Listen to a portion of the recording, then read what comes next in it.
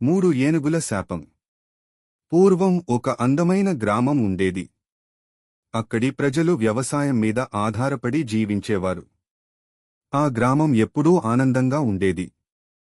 ఆ గ్రామంలో అర్జున్ అనే యువకుడు, మీరా అనే యువతి జన్మనించి పెరిగారు. ఇద్దరూ చిన్నప్పటి నుండి ఒకరినొకరు ప్రేమించుకున్నారు. ఇద్దరి కుటుంబాలు వారి ప్రేమను అంగీకరించాయి. అంతేకాకుండా గ్రామస్థులందరూ కూడా ఎంతో ఆనందంగా వారి పెళ్లికి సిద్ధమయ్యారు.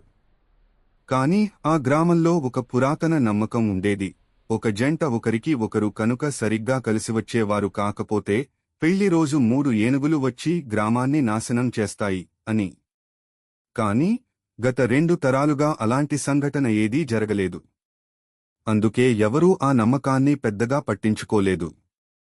అందరూ ఆనందంతో పెళ్లి పనులు చేసుకోవడం మొదలుపెట్టారు. పెళ్లి రోజు వచ్చింది. మొత్తం గ్రామం సంతోషంతో కడకడలాడింది.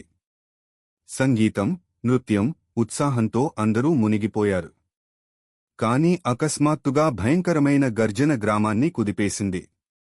అడవి లోతుల్లోంచి 3 భారీ ఏనుగులు ఉగ్రరూపంతో వచ్చాయి. వాటి కళ్ళు ఎర్రబడ్డాయి. శబ్దం విలేజ్ మొత్తాన్ని కంపింపజేసింది. గ్రామస్థులు భయంతో పరుగులు తీశారు. కాని కొందరు ధైర్యంగా నిలబడి వాటిని ఆపాలని నిర్ణయించుకున్నారు. ప్రజలంతా ఏకతాటిపైకి వచ్చి కట్టెలు, వ్యవసాయ పరికరాలు పట్టుకుని ఏనుగులను అడ్డుకునే ప్రయత్నం చేశారు. కాని ఏనుగుల బలానికి వారెవరూ తట్టుకోలేకపోయారు. చాలామంది ప్రాణాలు కోల్పోయారు. అప్పుడు గ్రామంలోని వీరులు మరియు రక్షక బలగాలు ముందుకు వచ్చారు. వారు గట్టిగా పోరాడారు. కాని చివరికి వారు బలహీనపడిపోయారు.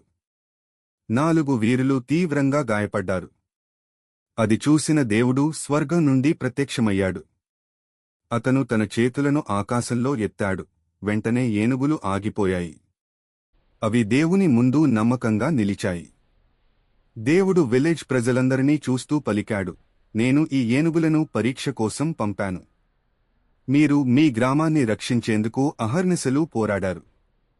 అది మీ ఏకతానికి, ధైర్యానికి నిదర్శనం. మీరు ఐక్యంగా ఉన్నంతవరకు ఎలాంటి అపాయం మీ గ్రామానికి రాదు.